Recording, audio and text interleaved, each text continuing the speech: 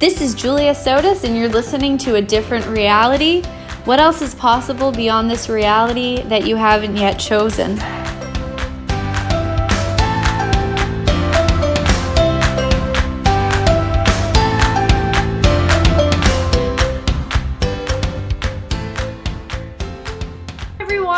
Welcome to A Different Reality podcast. I'm your host, Julia Sotas, and I am together with a wonderful friend of mine, George Ho from Taiwan, from Taipei. But he's kind of a man of the world. He's lived everywhere from Texas to, you've lived in Europe too, I'm sure, haven't you, George? Yes, I have. Yeah. Yes. Yeah. Multiple places. Yeah. Where all have you lived? That's just a fun topic. I'd love to hear. Where have I lived? Well, the first place, mostly in the United States, but the first place I ever lived was Dallas, Texas. Oh my God. Yeah. And I moved to Texas from Taiwan as my parents wanted me to have That's just ridiculous in a great way. Yeah, it is. Well, and I used to have a Texas drawl when I because that's the first place I ever lived in the U.S. and I was still in elementary school, so and learning how to speak English. So I picked up from my surroundings. So I spoke with a Texas accent back then. And Dallas is just so Texas, It's like that's like and you still have a little bit of Texas in your voice. When I met you, I was like, wow, there's a lot going on in that accent. I know, but then but after 3 years, I got sent to a boarding school in New Hampshire of all places, so almost opposite ends of the United States. So and it was such an accent in New Hampshire too. I mean, that's such a strong New England accent, isn't it? So I was not as aware, but my classmates in New Hampshire they're mostly from New York City, but from Manhattan, and then they were very perplexed by me because I arrived in New Hampshire at this boarding school, speaking English with a little bit of a Texas drawl, but I'm Asian, so they were a little confused. That's amazing. That is so great. So you've always, you've always been different, and you've always, lived sort of you've not ever been a conventional kind of guy, and you are an artist. Like, that is your career path. And I'd love to, I mean, you're also a facilitator of access consciousness and an artist. So you sort of got these dual careers going on. That's right. It's kind of an amazing thing. So can you just tell me a little bit more about how you became an artist, and then we can kind of tie the two things together? Oh, okay. Well, I mean, there is a little bit of an art background when I was growing up, but more from the business side, because actually my mother was a gallerist. She owned a very prominent gallery in Taiwan, and she started in the 1970s, and it was a very progressive art gallery. She showed like installation art and performance art before, when people thought, art in the 70s. Wow. Yeah. Performance art was actually very common already in in Europe and the US, like in the 1960s. So we were in Taiwan. It was just like a following the footsteps of the West to present that kind of art. Wow. Yeah. So but anyway, so when I was little, like I would hang out in my mother's gallery during summer vacation. This is the thing. I lived in Texas, but my parents didn't come with me. I lived with my aunt. My parents just sent me away. So I was like living with my aunt in Texas and learning English. For 3 years. For 3 years. And during the summer break, when I did go back to Taiwan, then that's when I will hang out in my mom's gallery. And so I got a little exposure to the business side, seeing all these artists coming through and getting to talk to them, even though I was kind of preteen at the time. So at first I thought I was going to be, if I'm going to do something that has to do with aesthetics and art, I want to mix it with something practical, like a business thing. So I thought, I'll be an architect. So when I was at college, at first, I actually majored in design, and I wasn't doing fine art. Cool. Thinking, and then but it was not until later in life I find that okay, a lot of my architect friends are not making their ends meet either. So architects are starving just as artists are. Well, sort of interesting point of Yeah, view. yeah, yeah. My sister went to architecture school and she's like, no, thank you. That's not gonna work. Right. But anyway, so it was not till I finished college or towards the end of college when I did actually a full because there were a lot of electives, space for elective classes. So I did a lot of fine arts classes, paintings and drawings. And I'm like, wait a minute, if I'm going to be a creative person, I just have to go for it and not, and because it's like choosing architecture is like kind of like totally from like a well, at that time, looking back now, it's kind of like a headspace, oh, I gotta be practical, but I want to, have the aesthetics at the same time. But but then I was just like, I'm just gonna go for it because like I like to be a full throttle creative person and just do fine art. So Right. and that's actually, I mean, that's actually what I was going for. But but without thinking about how to thinking about how to make it work. So then I went to art school after college in New York City. Wow. Yeah, So you yeah. went to college in Taipei? No, no, no. I was educated in the U.S. from sixth grade on through on college and through art school. So Okay, I lived got in it, the got United it. States for a total of 24 years. Okay, got it. Wow. Oh, Yeah, wow. yeah, Yeah, that's yeah, a huge portion of your life. yeah. So Okay. So I'm sorry, where's your undergrad from? I was at Harvard in Boston, in You went to Cambridge to be. Harvard for your undergrad. So cool. Yeah. So and that's another really interesting topic too, because like one of the things I love about Access is that I don't, because in Access we don't ever like Gary never asks us where we went to school or what our background is. He just takes us for what we are at this moment and what's the what we can Totally. choose and what's the possibility. So in Totally. Access, yeah. So in Access is the first time I kind of was. I mean, I like to jokingly say that I really find relief from not having to say that I went to Harvard and have it be significant or mean anything to anybody. So that was kind of Totally. cool. It is cool. It's so funny to me because like, in Access, it's like there's just such a sense of like somebody that you haven't even known technically for that long. Like there's just such a sense of like I don't know, a deep friendship isn't really the right words, but just a sense of like Mhm, communion and like you really know that person. And like I'll mhm, be like have this amazing friendship with somebody for like 6 or 7 years and I mhm. don't even know what their job is. Yeah. And I think Or like it's so mhm, cool. I love it. It's yeah. totally rad. Mhm. And I wonder, now that you brought that up, I wonder what if, that just reminds me of like the recent conversation Dane has with us about like having a direct access to energy and not having the mind in a way, not having that I digest the system of this reality. And I think that's what it is when we meet people in Access. It's like we go for the direct energetic experience. Yeah. Yeah, totally. So I Mhm, so with the okay, so something that I've seen you explore and like mhm, really use and take is the symphony of possibilities energy and mhm. like more so than almost anybody I've ever seen. And so you are so can you just I mean talk a little bit about what the symphony of possibilities energy is? Actually, I think I met you the first time I ever met you was in Toronto at a symphony of possibilities class. Exactly. I remember 2014 in Yeah. July, that was my first live SOP class. It was my second SOP class. Yeah, What? We've been pals for 7 years. That's I kind of know. crazy. Isn't it awesome? Yeah, it is awesome. That is so awesome. So, Okay, so yeah. yeah, I just would love to hear about it because you really, really use these amazing energies to transform things, and yeah, it's amazing stuff. Hmm. Well, it's like it first started just as just like a I don't know if like an instinct is the right word, but when I started Access full more, I had my first foundation class in 2013, and then that's when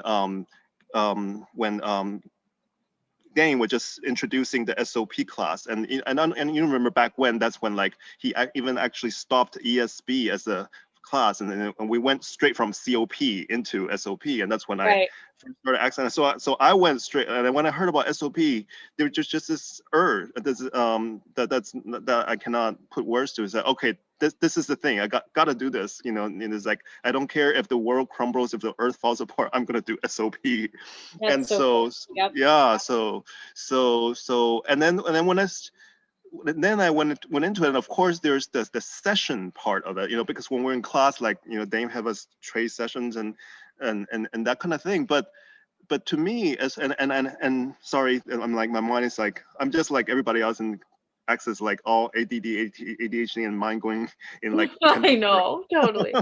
I know, but at first, of course, I was saying there's the quote unquote class sort of structure part where we're like trading sessions, and then afterwards I was trading a lot with people online, and then I was doing private sessions.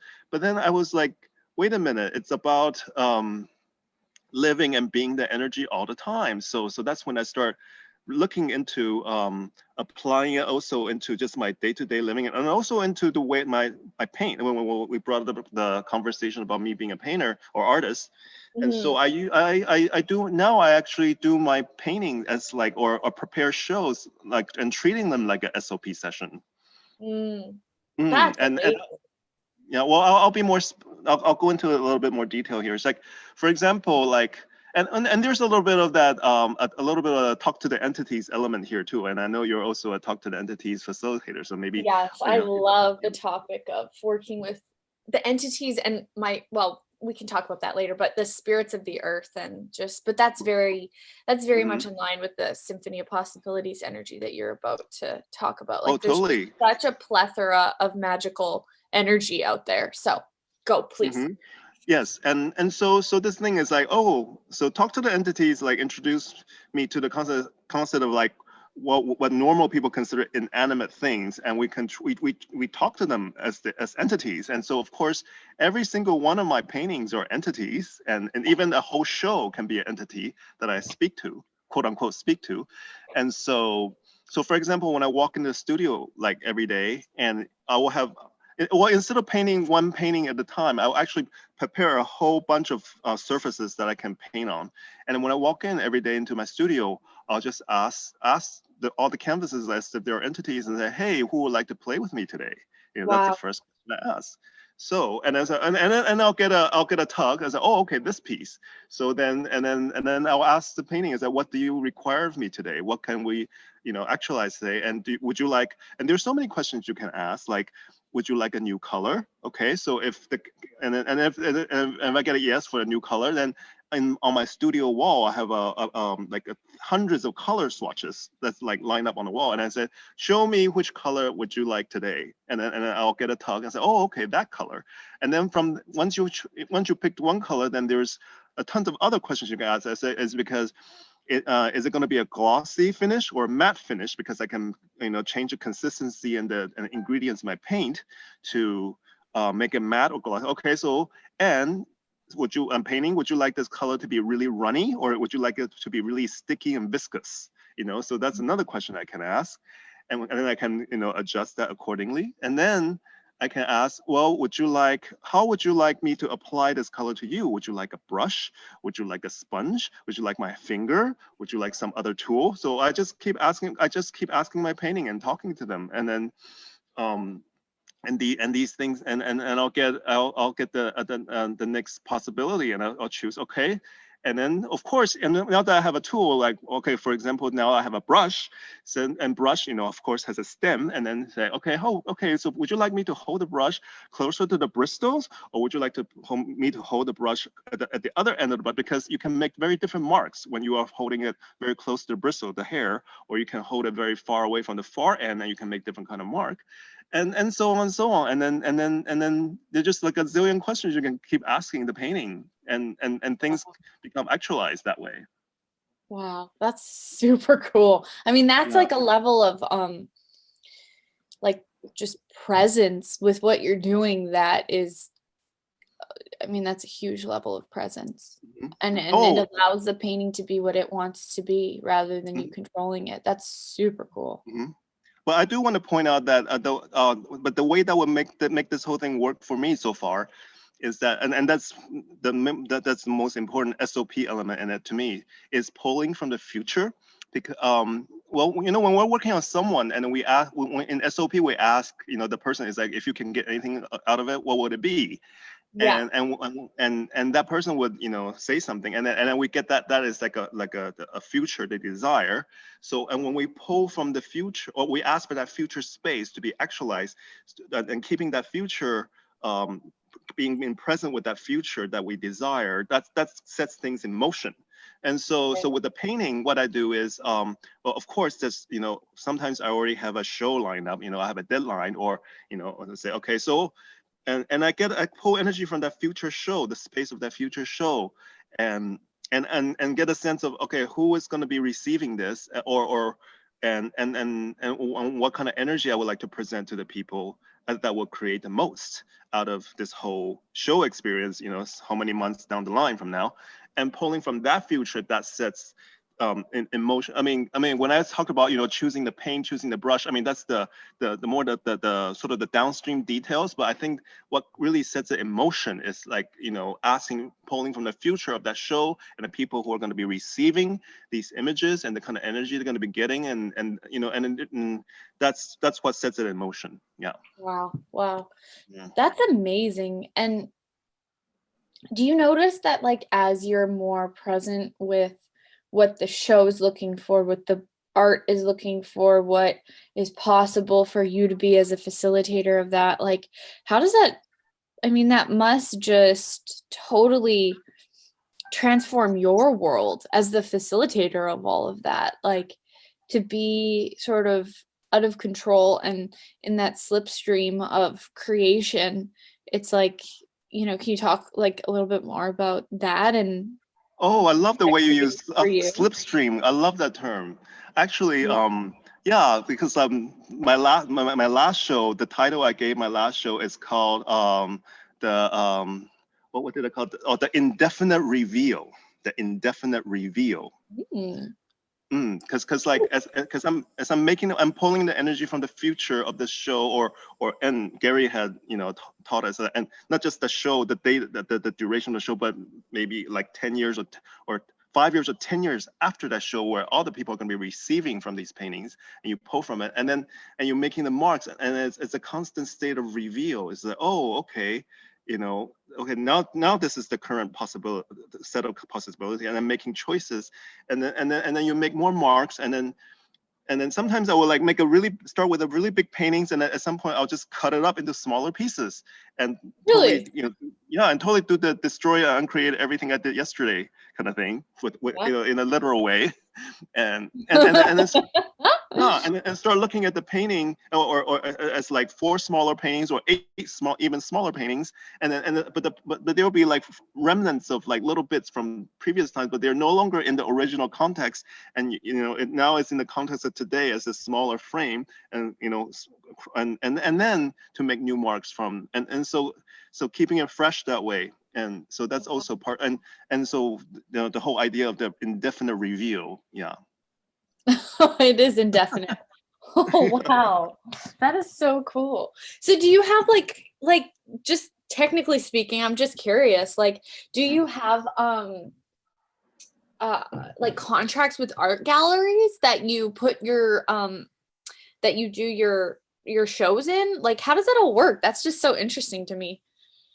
Well, yeah, I do have a gallery. I mean, well, in the quote unquote normal, art world, yes, that's what artists are. You would have a, kind of like an actor would have an agent, right? So artists have agents too, and the galleries are the artist's agent, and Oh, then yeah, and their job is to, you know, to introduce their clientele to this artist, and to choose, you know, they think, oh, okay, such and such person likes this sort of stuff, so then maybe George's work will, you know, go well with this client, and try to match us up.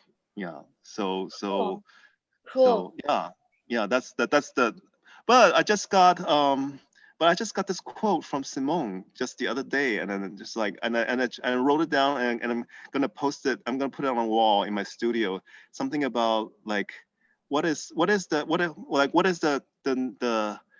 like, what would be like a creative career that has never existed before? Like what if we just don't do things the normal way, quote unquote, the Right. normal way? Yeah. Right. So now I'm gonna play with that and ask that question. Nice.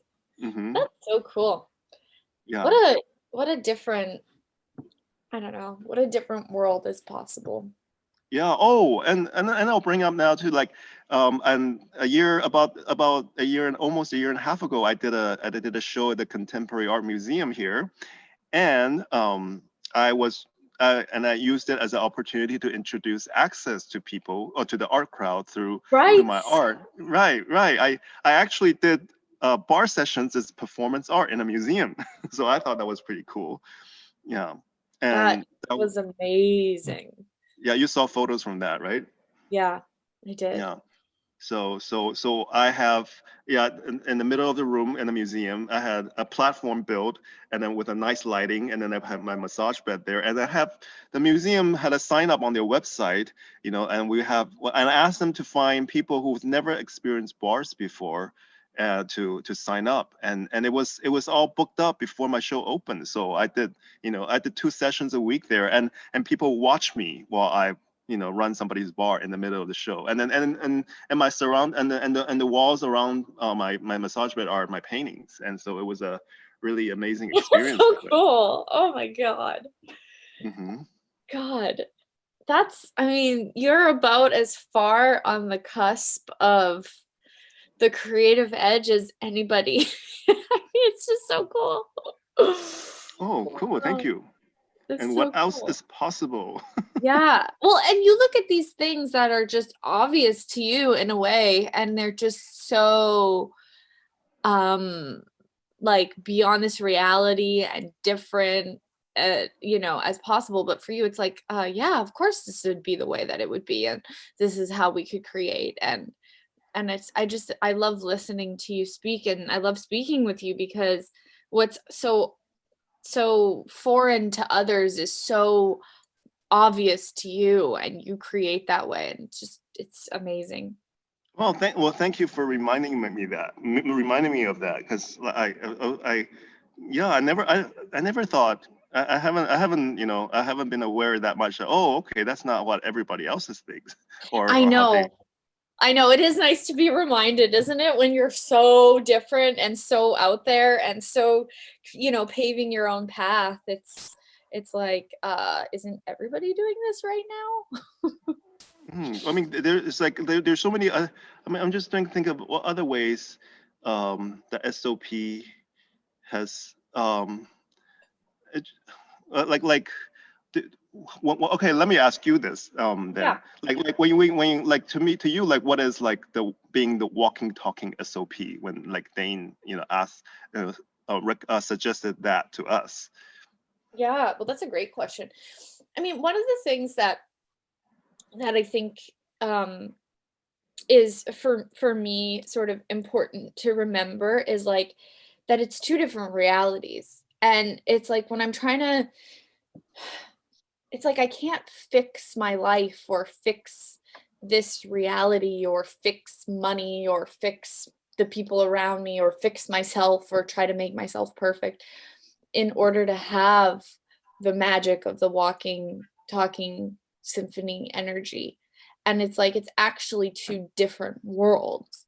And so Hmm. for me, it's like I have to, and as I have more and more of that walking, talking SOP, it's like that comes from me asking for that rather than thinking I'm going to have something better by fixing myself or becoming perfect or becoming right somehow. Because it's something that we're all taught so dynamically, is that like you have to get the right answer and you have to get it right. And then once everything's perfect, something better is going to happen, which is completely untrue. And so for me, it's like I've been asking for that more and more. And like, um, for me right now, I'm really like kind of going through this phase where it's like it's showing up more and more, and I'm having more and more of that magic. And Mm-hmm. it really comes from me asking, what's it going to take for me to be this 24/7? And it's Mm-hmm. like, what can I be that would allow more of this in my life? And Mm-hmm. what can I generate that would allow more of this in my life? And I was actually talking to Gary about it and like how to Mm-hmm. have more of that energy. And he, he lives as that energy too. And um I said, like, how did you get to the place where you're being that magic 24/7? And he's like, I asked what choices I could make that would create that as the future. Like, he's Mm-hmm. like, I said, you chose towards this? And Mm-hmm. he's like, yeah, I chose. It's the choices that I made. And I'm like, oh my God. And it's just so amazing that I mean, you can't, unless you want to know that you're a super powerful being, it's like you can't understand that your choice creates. Because if you actually Mm-hmm. understand that your choice creates, Mm-hmm. that's serious amounts of power. And when you Mm-hmm. get that, something in your whole world changes and you can never go back. Well, you can try to go back. I guess I've equivocated back and forth trying to hide the fact that I know that. But if you truly get it, then it's like, um, each choice can Mm-hmm. make like just is such a deciding factor in like what you Mm-hmm. get tomorrow or the day after. And so for me, it's like I've been really asking like what choices can I make that will allow more of the walking, talking symphony of possibilities energy. Awesome.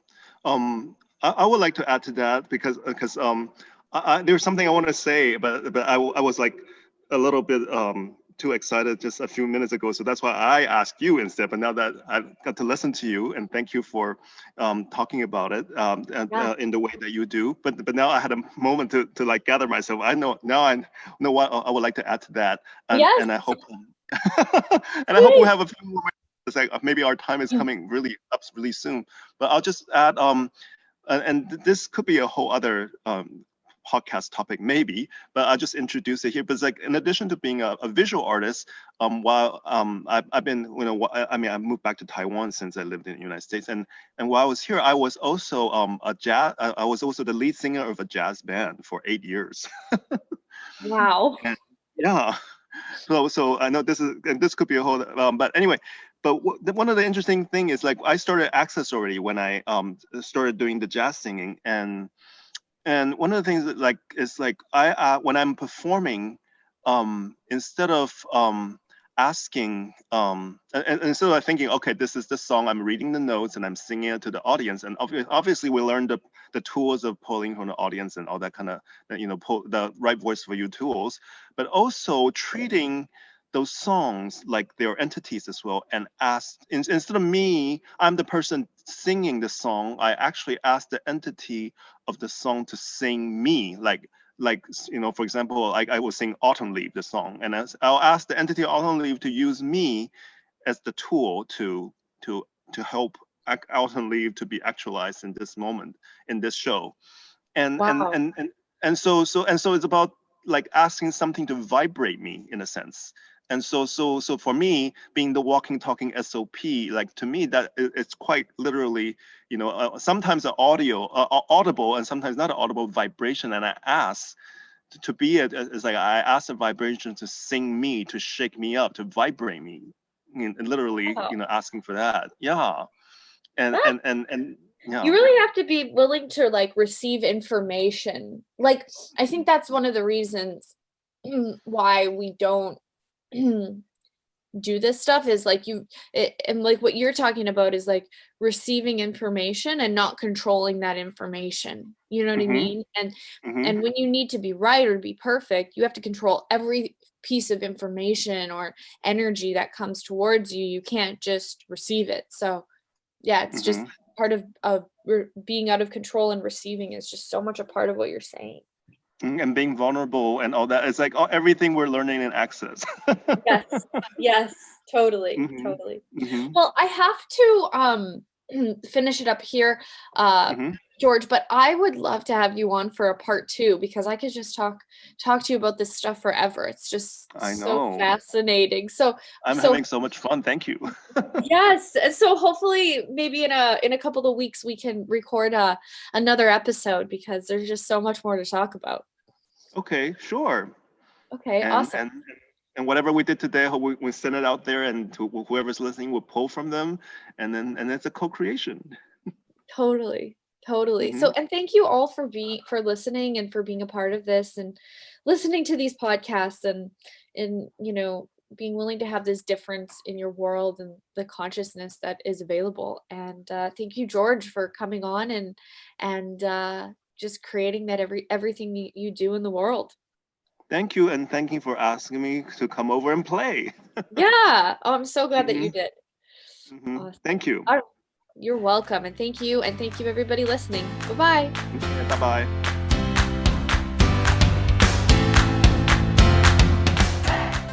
Thanks for joining me on another episode of A Different Reality.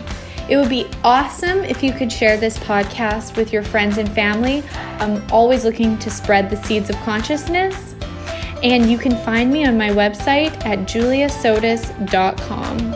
Until next time, what energy, space, consciousness, and choice can you be to create a reality totally beyond this reality with total ease?